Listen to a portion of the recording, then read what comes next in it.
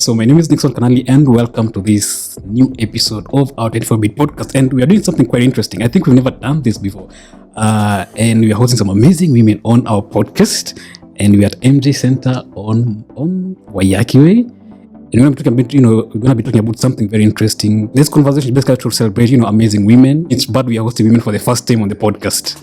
We should have done. We should. No, we should have done. Because I think we've only hosted actually women in our podcast I think once. So this should be the second time we are doing it, if I'm not wrong. That's why this is important. Yes, this way it's very important. No. Hi everyone, my name is Huzaira Bashir. I work at Safaricom as a big data engineer, and I'm really happy to be here today because I feel like this discussion is important and it should happen. And also happy International Women's Day, everyone. Okay, my name is Caroline Sande from Customer Experience Executive and also helping with the market development. And I'm very happy to be here. And I want to wish each and every woman happy Women's Day. First of all, happy International Women's Day. I want to encourage all the men out there to celebrate their women. And Juma Imainata, an IT Bridge Academy intern. I just came here the other day. I think I'm 1 month old now, and I'm very happy to be here. It seems very nice. I feel empowered already. My name is Beth Nyambura Joroge. I work at the call center, and now I used to be on SMS, but now it has changed to Zuri. So I'm chatting customers out there. And I would like to wish all the women of this world happy International Women's Day. For us to kick off this conversation, and I think this is what I want, all of us to basically just chip in on this. Yeah. Why do you think it's so important for the world to celebrate this day? Okay, so from a personal perspective, I think that it's important because it's like a call to action as well, like a progress check. Because when we look at it, we have a day where we can look back and see the progress maybe that's been made in the years that have passed, where we've come from, how much we've been able to work on women's rights, on different things that pertain to like pushing the women, excelling them in the careers they choose, whether it's STEM, whether it's business, whatever it is. It's a very important day to also celebrate the achievements that have been that have happened in the past years, and at the same time have a look at what still needs to be worked on, the progress that still needs to happen, and how we can achieve that. I think it's a good day to start that conversation, to reflect on that, and to be able to share that with everybody, including the men, not just the women, everyone, to have that conversation and, keep that in mind that yes, we've made progress, but yes, there's a lot more that still needs to be done in the space. Everyone should be part of this conversation. Is this something you agree with? Personally, I've taken a mechanical engineering course, which is male dominated, and I've taken IT. So it's been really empowering, like to see other women come on board, because also as a woman with disability, it's been really challenging, but I'm so glad that I'm overcoming the bias. Well, that's really like, you're overcoming that, because that's an interesting and inspiring story. Same with you? Same with me. Like for me, I would say it is good that women with the disability to be given an opportunity, and the company is giving us an opportunity to prove ourselves that we are worthy citizens, mothers, fathers, that we are supposed to do and take our role and take it very well in the society. All right, interesting. Caroline? Yeah, sure. For me, I'll say this day is very important because a woman is a very important person. They bring life. Without a woman, no generation. So we should celebrate women, and this day is very important because I've seen very women are in leadership. When you see women having inspiring stories, like for me, you see how a woman can struggle with life, what they do. For example, let me tell you, you see a woman, when you check on the daily activities, a woman does a lot of work. They go to work, they come back home, they look after the kids, they still have some other job they are supposed to do, and they need to make sure the family is okay. By the time the woman goes to sleep, she has done 1,000 of things. So this day, it should be a very important day for a woman. All right. And I think that's a conversation actually going to be coming back to talk about, basically, all the assumptions and all that. But let's say from where you're sitting right now, what does this day mean for you? For me, it means success. It means success? It means success because looking back at us, as my colleague has said, we as women, we need to look back and see where have we come from, where are we heading to, and what do we really want to see the world to be. So for me, that's what I'm saying. It's a success. It means success, actually, which is quite pretty good. I mean, because we need to see success all over. Yeah. And I think it's empowerment. Because I feel empowered to be even here speaking about my experiences and other people's experiences and how we can all move forward. I know, because when you empower people, you change their perception on everything. Same with you? What does this day mean to you? For me, this day is also like when we celebrate this day, there is this gender equality. Women have been considered like not like past years. So when you see we celebrate this day because men also consider, they see women as powerful people, and now for me, I can just say it's a love day. It's a love day. It's another Valentine's for the women. For the women, okay. Is it being the most technical part in the room? Is it the same with you?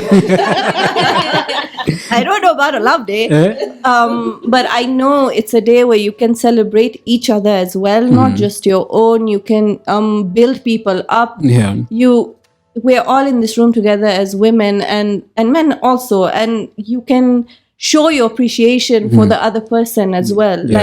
I think that's really important, because without each other, you're really nowhere. You need the other person to get where you are as well. And I feel like it's a day where you can appreciate yourself and other people as well. And reflect on what it truly means to be a woman and progress in this space. Oh, all right. Interesting. And both of you have very inspiring stories, as you said, and the main aim, actually, you said that you talk about inspiring, right? And of course, I've read about your stories. She was talking how now she's making talks all over, which is quite interesting. And from where you're sitting right now and the progress you've made, what do you think needs to be changed? I mean, how would you attribute your success to where you're right now? What I think is the world should look at a woman in a different way. Because maybe if I can take us back, when my father died, I was still young, and the way people were mourning, it was not a good thing. I didn't like it, because I heard them, they mourn, and then I heard, just to say, my grandmother, paternal grandmother, she said that her son has died without a child. And I looked at myself and I said, am I not a child? Am I not somebody? Why will she say that her son has died without a child? And I just realized, my parents didn't have a male child. So I felt bad that time. But I worked hard to prove them wrong, to tell them, I'm a woman, yes, but I can also be a man in me. And that's what exactly I did. So the world should not they should not think like a woman is a nobody. A woman is just her work is to be at home. They should think on how to empower the women, how to bring out somebody in a woman, and how to also mentor these women, like young women. They reach out to them, they find out exactly what they need in life, and then they support them. If you support a woman, she will come up. Nowadays they say what a man can do, a woman can do. You see, we have women technology, and you see, it's something great. And I'm actually happy that company like Safaricom, where we are doing the podcast from, actually offering you guys those opportunities, right? She talked about being in the call center.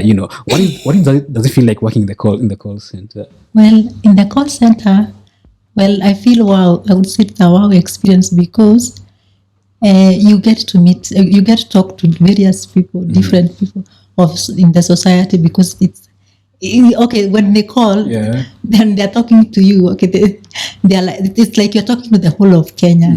Yeah, that's what I would take it. That is quite something. You're speaking to all national, to all different groups in Kenya. They are the different professionals, because and so long as they are Safaricom customer, they have that right to call and talk to us. So I like it, and when I serve a customer in the end, and then they tell me thank you, I feel I have that. I feel that more that wow experience. I'm like, wow, it's quite nice. You feel nice, even though it's tiring, but you feel okay. Also, some are very stubborn. I know. Yes, we meet them, and you know, some of them don't even call just because they need like a PUK. They want a replacement. There is a time I received a call. A lady was very sad. I think the husband wanted to beat her up, and it was a very bad experience for her. And then she was calling us to tell us how can we help. Yeah, so I remember that time I asked her, where are you? Then I tried to look the area where the contacts, and then I did send her some contacts to call, and I also called, and I'm sure she got some help. So some of them don't just call because they need to get like PUK, PIN. Some of them, they are very stressed, and mostly are women. They say their kids have lost. They wonder if we can trace them. Their husbands are nowhere to be found. Sure. Oh yeah. And actually, same with you. What do you really like about working at Safaricom? And actually, the position you hold here. Okay. In the data center and energy engineering. Yeah. And right now it's all about implementing sustainable energy and clean energy. So we are installing solar panels and advocating for it. And I just applied for an expo in the Middle East. It will be happening from 7th to 9th about clean energy. So I just feel nice. Okay, naturally, such stories are really inspiring. And basically, I'm right to call you all women in tech because you work in a telco company. Yeah. And as I said, the most technical person in the room. How do we get to inspire more women to actually join positions in tech, into tech careers in tech? So I think for me, it's mostly trying to reach out people like platforms like this, for example, where you can actually share your own experience and tell the girls that it's okay. There's nothing like a boys' subject. It starts from the younger years, from the educational institutions. I think our educational institutions and teachers have a huge role to play in how confident young girls are in pursuing STEM subjects, for example, in finding the capability in themselves and believing that they can do it. So reaching out to those young girls is so important. Like our Women in Technology program in Safaricom, that's what they do. They reach out to young girls in different schools and high schools. And I know we had like those workshops with them where you try and sensitize them to the fact that it's okay. It's good to pursue STEM subjects. It's not wrong and you can do it. I think building that capability and confidence at kids in that young age really makes a huge difference in how many people then translate into STEM subjects in universities and jobs in the end.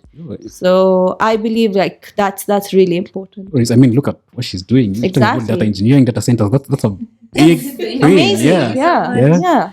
It is. Yeah, exactly. And actually, she spoke, so much about, it's not just a boys thing, And that's why we need to talk about, what are some of the assumptions that actually need to change about, for example, what as men think about women. What are some of these assumptions that we need to change? Maybe starting with you, Caroline. Okay. What men needs to change about women is, I think most of them, they feel women are babysitters. They feel women need to be at home. They also feel women can just be used and dumped.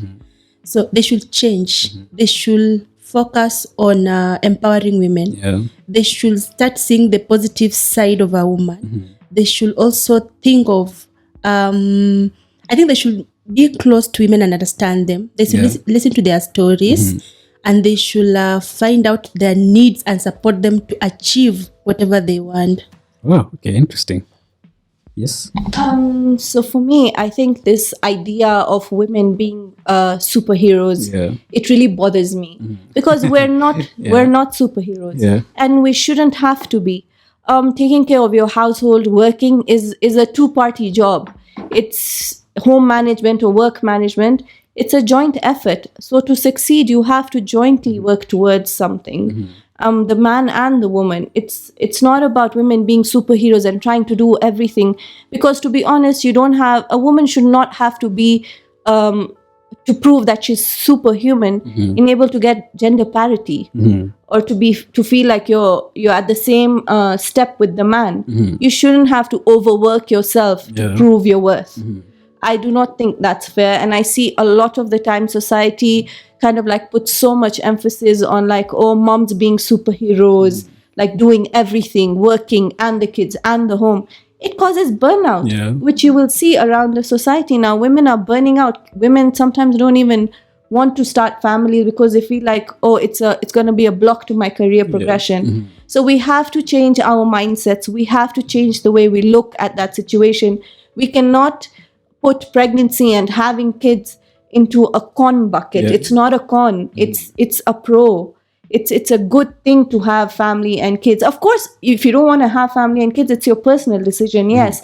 But no one should be forced to think that way. And I think men can help a lot if they change their perception and mindset towards how they view those situations, their colleagues at work, their family members, any woman, be an ally, support. Do not try and tear them down. Oh, interesting. So, yeah, that's what I think. What are your thoughts on this? My thoughts on this is like the men, they should look at the women as their sisters and brothers and their moms, because that's where it all begins.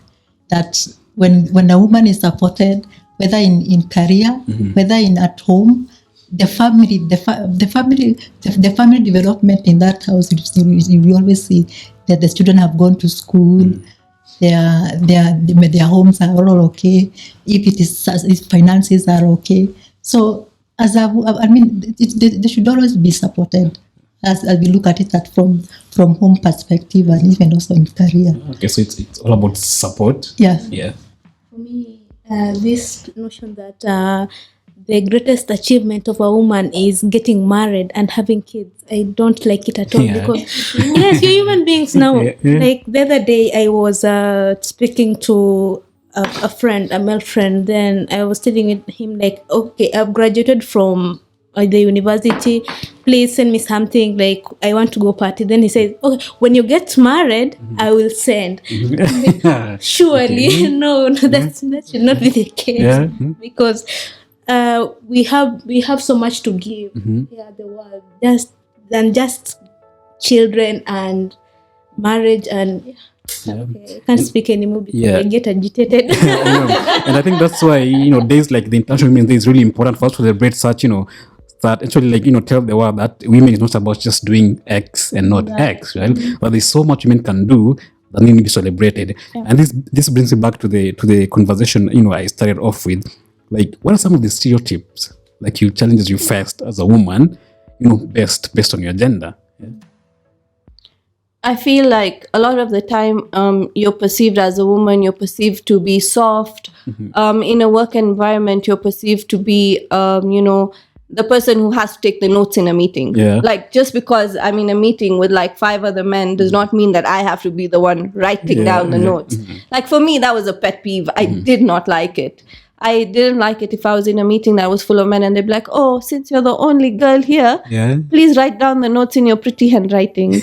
Like, it used to just drive up the wall. So at some point I was just like, yo, I'm not doing this. I'm not going to be the one taking the notes. Please find yourself capable. I'm sure there's someone else who can do it. So I think it just takes saying no to those stereotypes and to stand up for yourself. But yeah, that was one of the ones that really bothered me, to be honest. Caroline, what's one of the biggest challenge you faced? The biggest challenge I've faced is maybe let me just say how can I bring it out? Like, you don't have a say.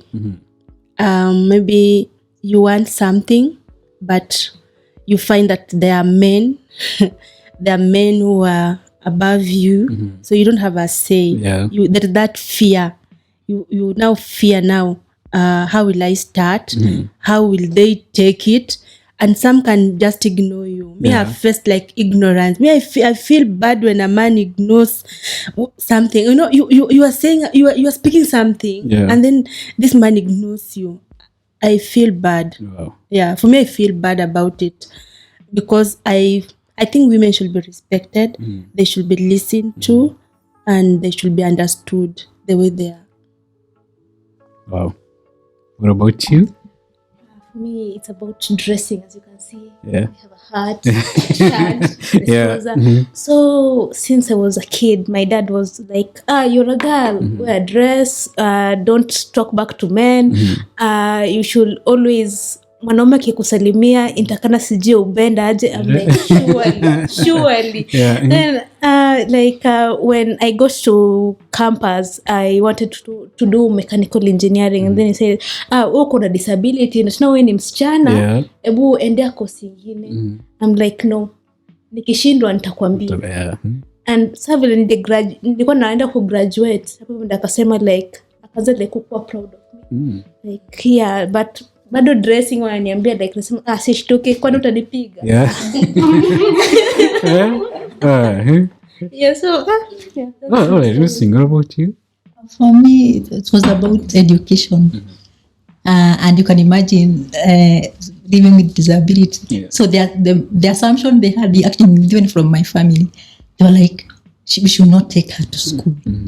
And for me, as I was growing up, I could see my peers, they are coming with books, they are reading. So I was like, I want to know how to read and write as they are talking to the books. So like, how do I get to know what they are saying on a piece of paper? So that thing didn't bother me, and I was quite young. So I tricked my grandma. Actually, the village ends on my story.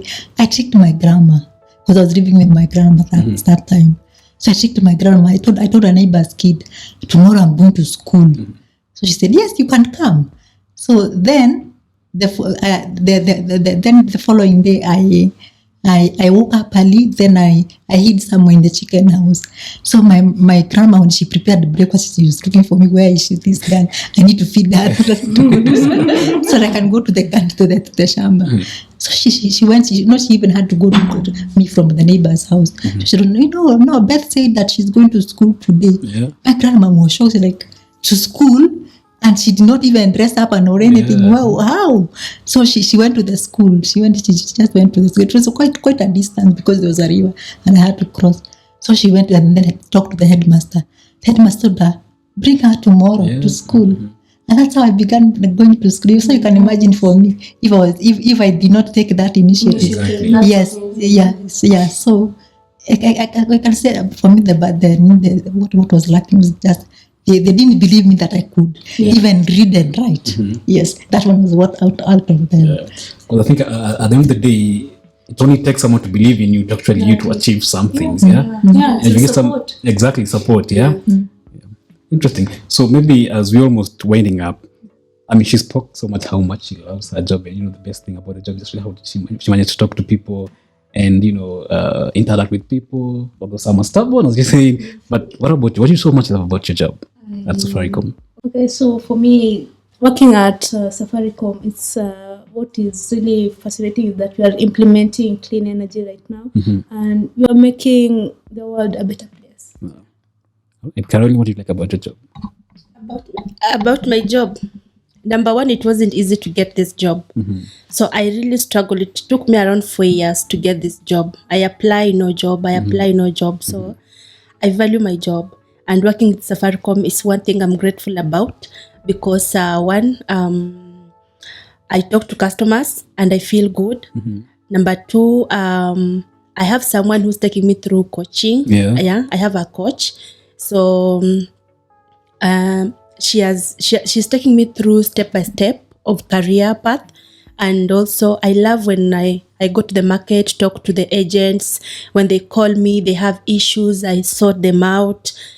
You see, like I I feel nice when they give feedback. We know when you are out there, you can talk to the customer. You see the customer one-on-one, and then they tell you the experiences they are having, what they are going through, and you're able to sort them out. And I feel good about it.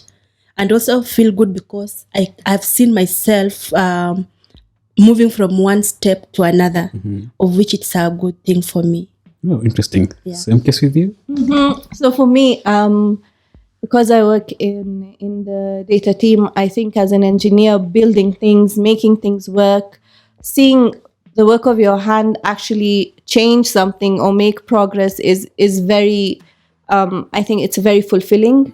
So having a role in which you can actively change, see change and progress, I think is very important. And if you find that in your job role, that will ultimately push you towards success, because the minute you're able to see results and progress, you get motivated by it. So in my job role, that's what I like you're able to see results when you work, and with that positive feedback you can push harder.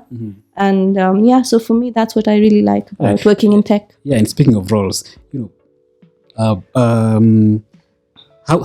the roles, the work you do, how is it transforming lives, So for us, we don't talk directly to customers. People don't even know we exist. Yeah. Let's just be honest.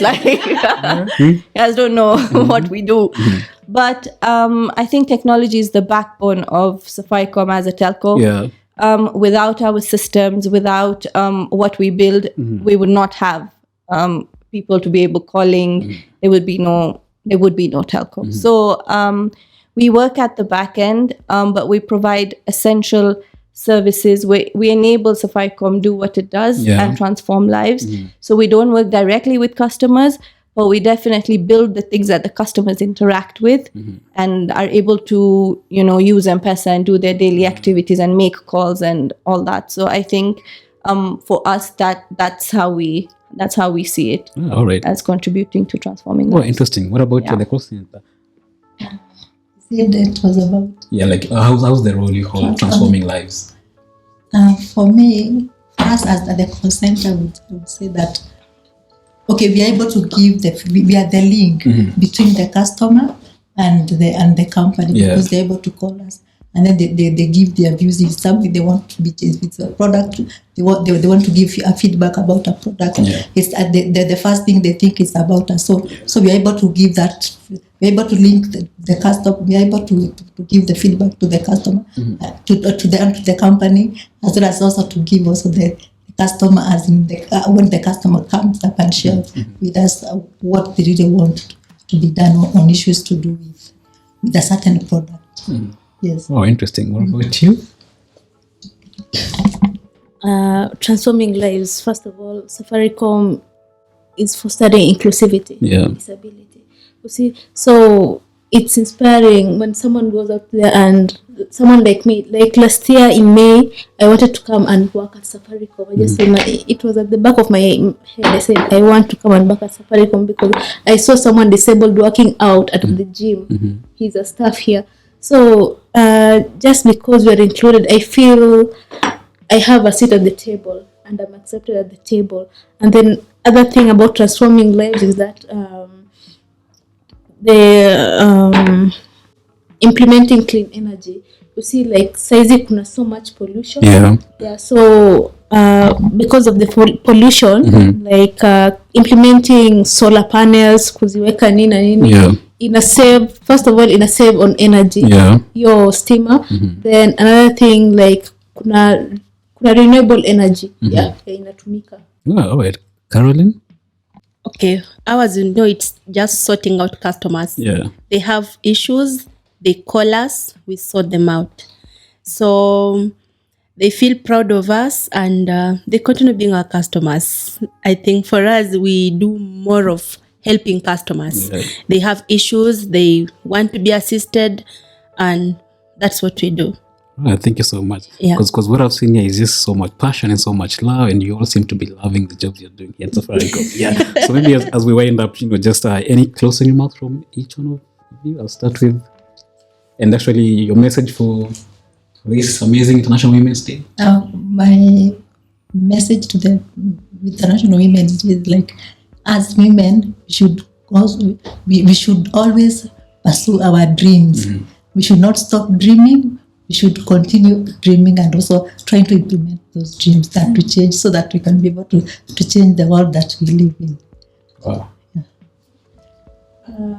My message is whatever you can dream, you can achieve. So don't ever forgo your dream for something else. Just believe in that, and your core belief is that you should make something better, however small it is. So that's my message.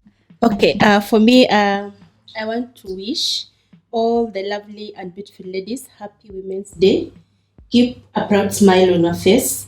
We owe our existence to women because it is our mother who brings us into this world. Happy Women's Day, mothers. May you always be happy. Wow. Don't cry. Anyway, so for me, I would like to say to everybody out there, especially the women, please be the change you want to see. Don't be afraid of making that small step, pushing yourself that little bit further. You never know, success could be waiting for you just at that next step. Never be afraid to ask, to raise your voice for yourself. And just remember, it's small goals, small steps towards the big ones. Never feel like you can't do it. Just start. Starting is probably the hardest thing, but guess what? You're your biggest enemy in this case. You have to believe in yourself. You have to understand that you are worth it, you're worthy, and you can do it.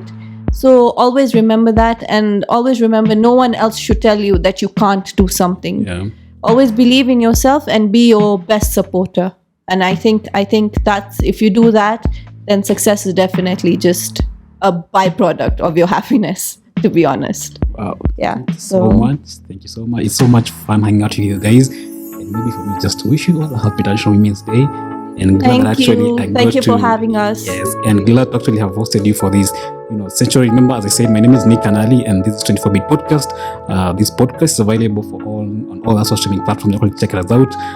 But yes, thank you so much, and I hope I'm gonna sit with you guys here next time as well to celebrate this. Yeah, please have more women on your podcast. Yes, have I more definitely women. will. Definitely will. Yeah, but I'm glad to have you guys here, and thank you so much. My name is Nick Kanali, and see you on the next one.